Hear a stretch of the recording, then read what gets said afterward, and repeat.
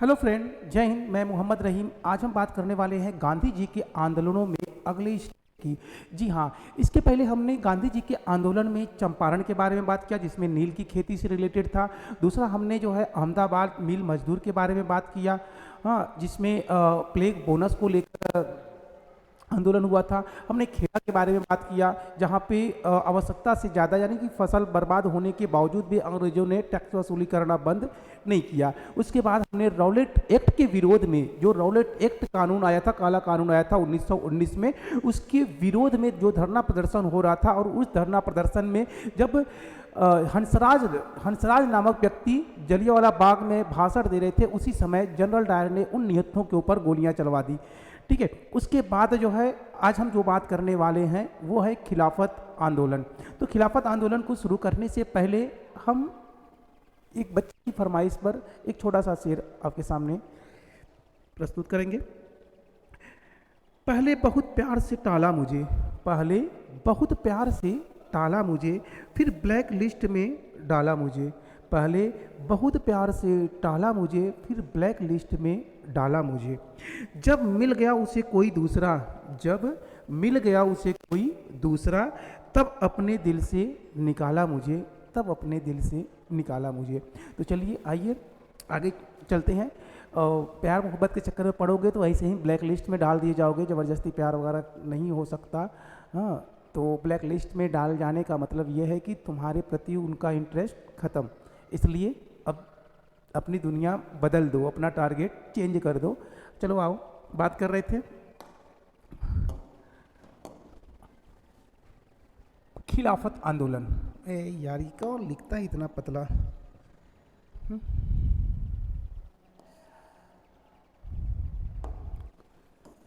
जिंदगी के सफर में गुजर जाएंगे जो मुकाम, वो फिर नहीं आते, फिर नहीं आते।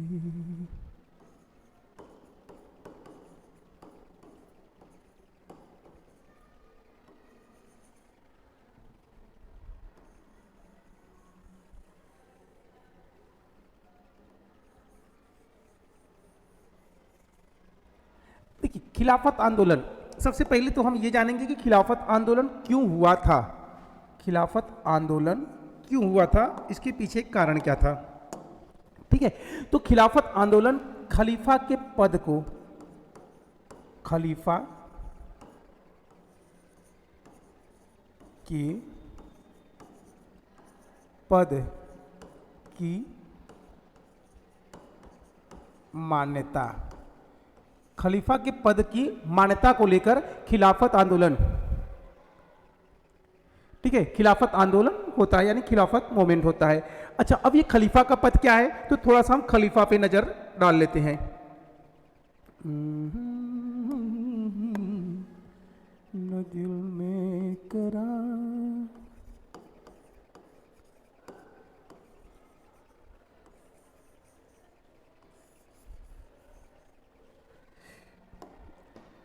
देखिए खलीफा के जब हम बात करते हैं खलीफा के पद का, अरे भैया आजा तू ही।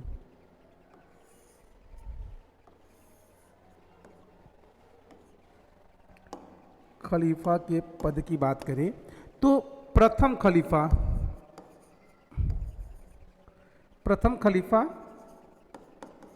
और अंतिम खलीफा की बात करते हैं। तो प्रथम खलीफा कौन था? अबू बकर। अंतिम खलीफा कौन था? वाजिद।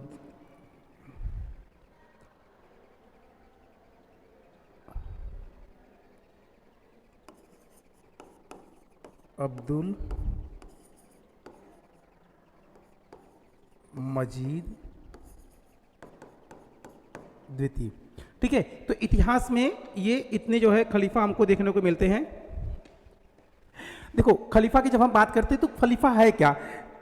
इस्लामिक जगत में मोहम्मद साहब के बाद इस्लामिक जगत में, ये हम केवल मैं मोहम्मद साहब के पहले के पैगंबरों की बात नहीं कर रहा हूँ। जिसे इस्लाम में कहा गया कि 1,24,000 पैगंबर रहे, जिसमें 25 पैगंबर मुख्य थे, जिसमें 25 पैगंबर मुख्य थे। पहले जो पैगंबर थे वो आदम अलैहिस्सलाम थे, अंतिम जो पैगंबर थे वो मोहम्मद साहब थे। वैसे ही पहले जो खलीफा थे इस्लामिक जगत में वो अबू बकर थे, और अंतिम जो खलीफा थे वो अब्दुल मजीद सेकेंड थे। ठीक है, तो ये इस्लामिक के, तो इस्लामिक जगत में मोहम्मद साहब के बाद या मोहम्मद साहब के एज उत्तराधिकारी या मोहम्मद साहब के बाद जिन्होंने इस्लाम धर्म को आगे बढ़ाने का कार्य जिनको सौंपा गया था या जिनको दिया गया था, उन्हीं को इस्लामिक जगत में खलीफा के नाम से जाना जाता है। यानी इस्लामिक जगत में खलीफा जो है ये मुस्लिमों का सबसे बड़े धार्मिक गुरु के रूप में देखे जाते हैं। ठीक है, मुस्लिमों के सबसे बड़े धार्मिक गुरु कौन होते हैं? खलीफा। तो ऐसे में स्टार्टिंग के 4 खलीफा बनते हैं, जिसमें चौथे खलीफा अली को माना जाता है। ठीक है, उसके बाद ये खलीफा का इतिहास चलना शुरू होता है, और खलीफा का इतिहास चलता है कब तक? ये चलता है दूसरे विश्व युद्ध तक, यानी कि 1924 तक चलता है। ठीक है, तो थोड़ा सा हम इस पर भी नज़र रख लेते हैं कि क्या था प्रथम विश्व युद्ध, थोड़ा इस पर भी आ जाते हैं। थोड़ा सा जानो, सब जानो, थोड़ी सी जानने की चक्कर में सारा बर्बाद हो जाएगा। यह है प्रथम विश्व युद्ध। प्रथम विश्व युद्ध हमको पता होना चाहिए कि प्रथम विश्व युद्ध कब से कब तक चला था। तो प्रथम विश्व युद्ध जो चला था वो चला था 1900, अरे वो यार कलरिंग चेंज करो, दीवाना मेरे बादशाह, 1918 से लेकर, है यार मेरा बुद्धिमकिया कहीं और गया है का, 1914 से लेकर 1918 तक। ठीक है, यानी 4 वर्षों तक प्रथम विश्व युद्ध चला था। प्रथम विश्व युद्ध जो था वो 4 वर्षों तक 1914 से स्टार्ट होता है और 1918 में समाप्त होता है। इसमें दुनिया भर के लगभग 37 देशों ने भाग लिया था। दुनिया 2 गुटों में बटा हुआ था, धुरी राष्ट्र और मित्र राष्ट्रों में। ठीक है, धुरी राष्ट्र और मित्र राष्ट्रों में मित्र राष्ट्रों की जो है इसमें जीत होती है। किसकी जीत होती है? मित्र राष्ट्रों की। ध्यान रखिएगा, दूसरे विश्व युद्ध में भी दूसरा जो विश्व युद्ध होता है वो 1939 से 1945 तक चलता है, जो कि 6 सालों तक चलता है। इसमें भी दुनिया 2 गुटों में बटा हुआ था। हाँ, इसमें भी दुनिया 2 गुटों में बटा हुआ था। इसमें भी मित्र राष्ट्र की विजय होती है। ठीक है, मित्र राष्ट्र की तरफ से दोनों बार अमेरिका ही होता है। अच्छा, साथ में अगर हम बात करें कि द्वितीय विश्व युद्ध में कितने देशों ने भाग लिया था, तो 67 से 71, यानी कहीं कहीं 67 मिलेगा, कहीं 70 तो कहीं 71 देश मिलेंगे कि उस युद्ध में शामिल थे। भारत डायरेक्ट रूप से किसी भी विश्व युद्ध में शामिल नहीं था, मगर भारत की कुछ सेनाएं जरूर गई थी ब्रिटेन की तरफ से युद्ध में लड़ने के लिए।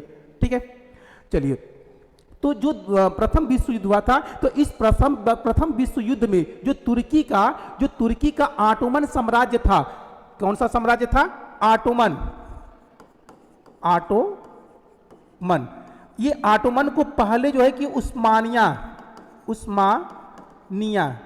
उस्मानिया सल्तनत के नाम से जाना जाता था। इसको किस नाम से जाना जाता था? उस्मानिया सल्तनत।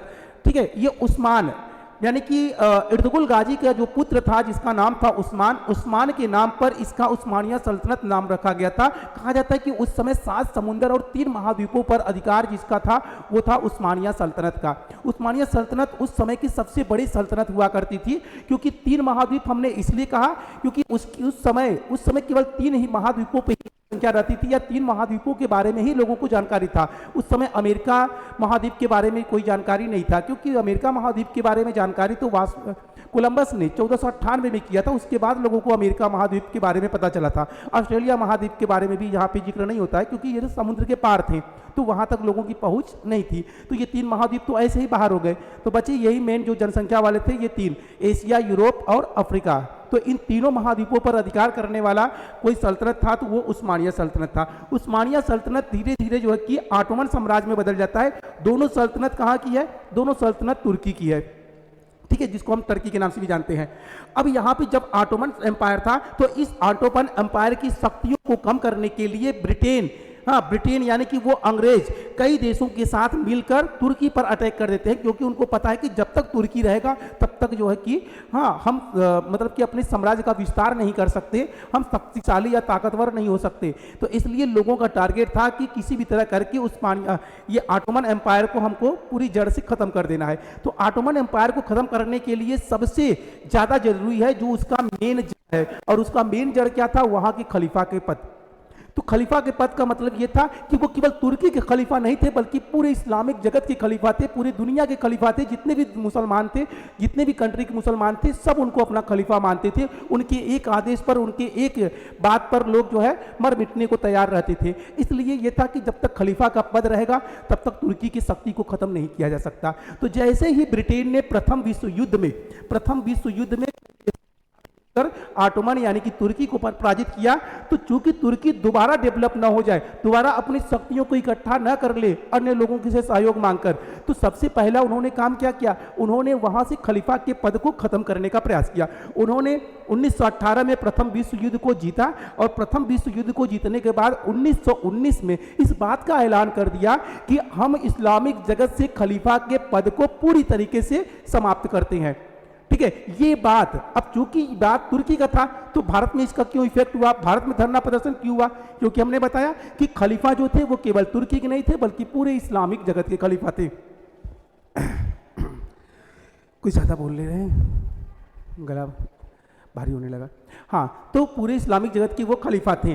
तो खलीफा थे, तो बात तुर्की की है। हाँ, तुर्की में ब्रिटिश का विरोध होना चाहिए था, या ब्रिटेन में उनका विरोध होना चाहिए था। भारत में विरोध करने के पीछे कारण क्या था, तो भारत में इसलिए विरोध हुआ था, इसलिए खिलाफत आंदोलन हुआ था, क्योंकि भारत उस समय ब्रिटेन का गुलाम था, भारत पर ब्रिटेन का आधिपत्य था, भारत पर ही ब्रिटिश हुकूमत था। ब्रिटेन के वो सारे अधिकारी, वो सारे बड़े लीडर, 1918 कौन सा समय था, वायसराय, हाँ वायसराय, भारत में उस समय वायसराय हुआ करते थे।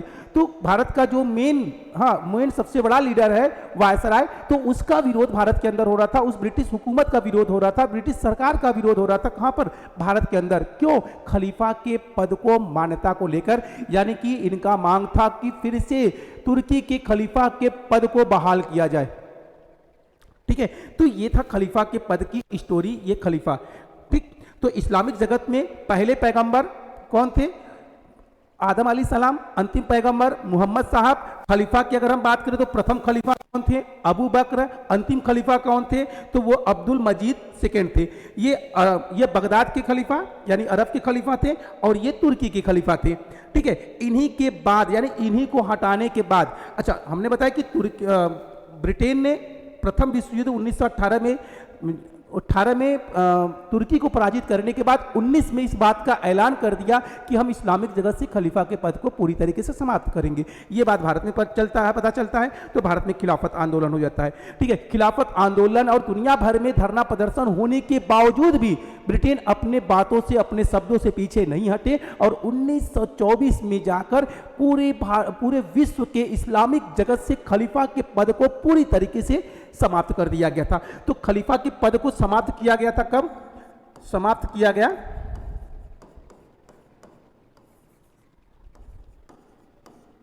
1924 में। ठीक है, 1918 में युद्ध में पराजय, तुर्की की पराजय। 1919 में पद समाप्त की घोषणा,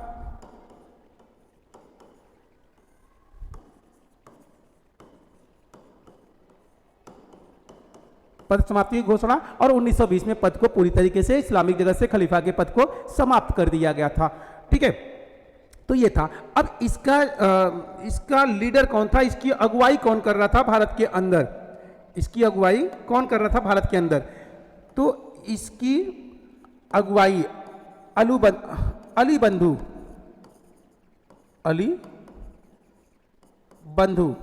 कौन अली बंधु थे, वो थे शौकत अली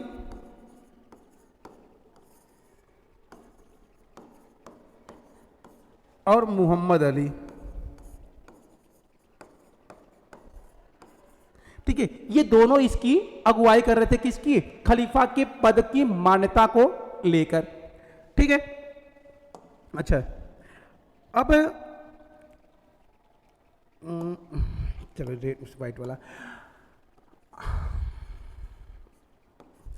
ठीक है। खलीफा के पद को मान्यता को लेकर, अब जिस समय भारत के अंदर खिलाफत आंदोलन चल रहा था, जिस समय भारत के अंदर खिलाफत आंदोलन चल रहा था, उसी समय भारत के अंदर उसके पहले और उसके बाद भी रॉलेट एक्ट के विरोध में जलियांवाला बाग हत्याकांड भी हो जाता है। यानी एक तरफ रॉलेट एक्ट जिसको हम काला कानून कहते हैं, उसका विरोध प्रदर्शन चल रहा था। उसके विरोध प्रदर्शन की वजह से पंजाब के अमृतसर के जलियांवाला बाग में जलियांवाला बाग हत्याकांड हो जाता है। निहत्तों के ऊपर जनरल डायर के द्वारा गोलियां चलवा दी जाती है, ठीक है। तो पहली घटना रॉलेट एक्ट, दूसरी घटना जलियांवाला बाग हत्याकांड, और तीसरी घटना कौन सी होती है? खिलाफत आंदोलन।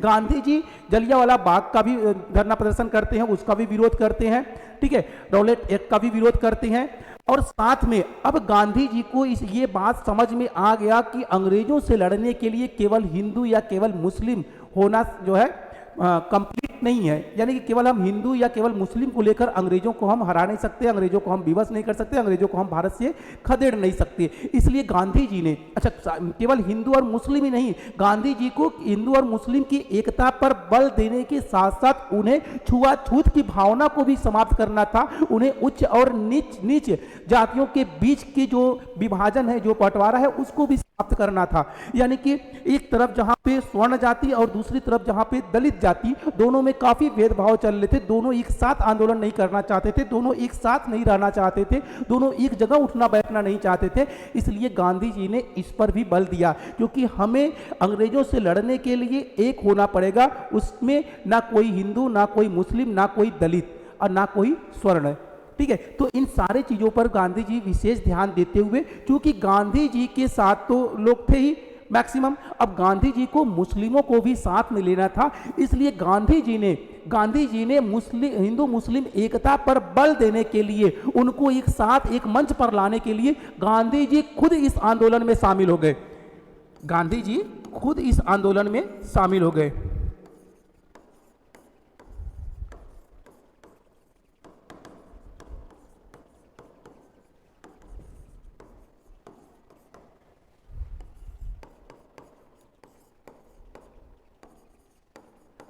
अब गांधी जी के इस आंदोलन में शामिल होने की वजह से आंदोलन और ज्यादा उग्र हो गया, और ज्यादा इसमें भीड़ आ गई और लोगों के अंदर जोश और जुनून आ गया। मुसलमानों के अंदर गांधी जी के प्रति आदर और सम्मान आ गया। लोगों के अंदर एकता और भाईचारा की जो है भावना व्याप्त होने लगी। वहीं जब दलितों के घर पर जाकर खुद गांधी जी जो है कि जलपान करना शुरू कर दिए, उनके साथ चलना, उनसे हाथ मिलाना, उनसे गले मिलना, तो ऐसे में दलितों के अंदर भी उनके प्रति एक सम्मान जागना शुरू हो गया कि एक ब्राह्मण व्यक्ति जो मेरे घर पर आकर मेरे बर्तन में मेरे साथ जो है अन्न ग्रहण कर रहा है, पानी पी रहा है, हाँ चाय पान कर रहा है, हाथों से हाथ और कंधे से कंधा मिलाकर चल रहा है, तो ये कोई आम इंसान नहीं हो सकता। तो ऐसे में वो दलित भी गांधी जी के पीछे चलना शुरू कर दिए, वो मुस्लिम भी गांधी जी के पीछे चलना शुरू कर दिए, और पहले से ही ब्राह्मण, क्षत्रिय, वैश्य, शूद्र जो भी कहले सारे जातियां जो है गांधी जी के साथ थी। इस तरह से आंदोलन जो है, गांधी जी को लगा कि अब यही मौका है, यही सही वक्त है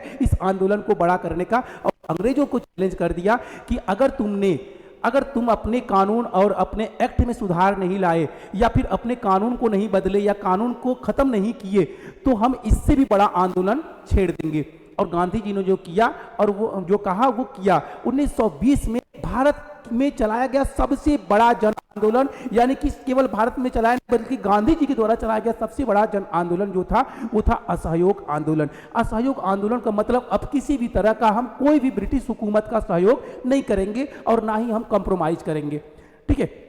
तो गांधी जी के आंदोलन को इतना बड़ा करने में दो वजह था, एक रॉलेट एक्ट, दूसरा जलियांवाला बाग हत्याकांड और तीसरा खिलाफत आंदोलन। इन तीनों की वजह से, यानी ये तीनों ही एक तरह से न्यू थे किसके? असहयोग आंदोलन के, जिसकी वजह से असहयोग आंदोलन इतने बड़े लेवल पे व्याप्त हो सका। नोट करिए इसको, फिर आगे बढ़ते हैं। दीवाना मेरे बाद साथ नहीं है क्या पता, ये दीवाना छोड़ के मैं वापस आऊँगा, मैं वापस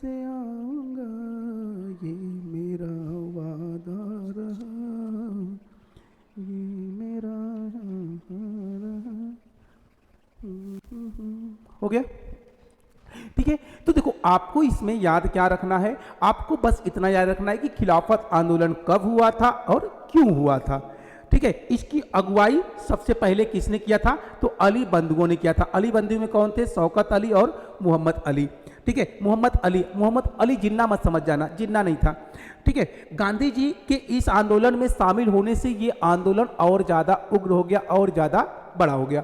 गांधी जी ने इसी जलियांवाला बाग हत्याकांड, रॉलेट एक्ट और कौन सा खिलाफत आंदोलन को ही मर्ज करके एक बड़ा आंदोलन खड़ा कर दिया, जिसको हम असहयोग आंदोलन कहते हैं। यानी असहयोग आंदोलन का नींव जो था, हाँ जो न्यू था वो कहाँ से मिला, वो मिला जो है रॉलेट एक्ट, जलियांवाला बाग हत्याकांड और यहाँ से खिलाफत आंदोलन। क्यों, क्योंकि ऐसे तो जलियांवाला बाग हत्याकांड से तो पूरे भारत के लोगों का शोषण हुआ ही, पूरे भारत के लोग उसके खिलाफ थे। फिर जलियांवाला बाग हत्याकांड हुआ जिसमें कि हिंदू मुस्लिम दोनों खिलाफत थे, हाँ। मगर जब खिलाफत आंदोलन की बात आया और खिलाफत आंदोलन में गांधी जी के शामिल होने के बाद अब लोग एकदम पूरी तरीके से, लोगों को ये बात समझ में आ गया कि अंग्रेजों को भारत से भगाना है तो हमें एक साथ रहना पड़ेगा, एक दूसरे का साथ देना पड़ेगा, धर्म जाति और मजहब से हमें हटकर कार्य करना पड़ेगा, ठीक है। तो इतनी चीज़ों को याद रखिएगा। अगर पूछ दे कि इस्लामिक जगत से खलीफा के पद को कब समाप्त किया गया था, या इस्लामिक जगत के अंतिम खलीफा कौन थे और किस देश के थे, इस तरह का भी क्वेश्चन पूछा गया है कि इस्लामिक जगत के अंतिम खलीफा किस देश के हुआ करते थे, तो वो कहाँ के थे, वो तुर्की के थे, ठीक है। सल्तनत कौन सा था, तो ऑटोमन उस्मानिया सल्तनत बाद में किसमें बना, ऑटोमन। और ऑटोमन साम्राज्य का एंड हो गया कब, प्रथम विश्व युद्ध में। खलीफा के पद को समाप्त किया गया 1924 में, ठीक है। तो इस लेक्चर को हम यहीं पर समाप्त करते हैं। नेक्स्ट लेक्चर में हम आपसे फिर मुलाकात करेंगे एक नए टॉपिक, एक नए लेक्चर के साथ, और वो लेक्चर है कौन सा, गांधी आंदोलन का असहयोग आंदोलन, ठीक है। तो तब तक के लिए जय हिंद, जय भारत, थैंक यू। तू आजा मेरे साथ।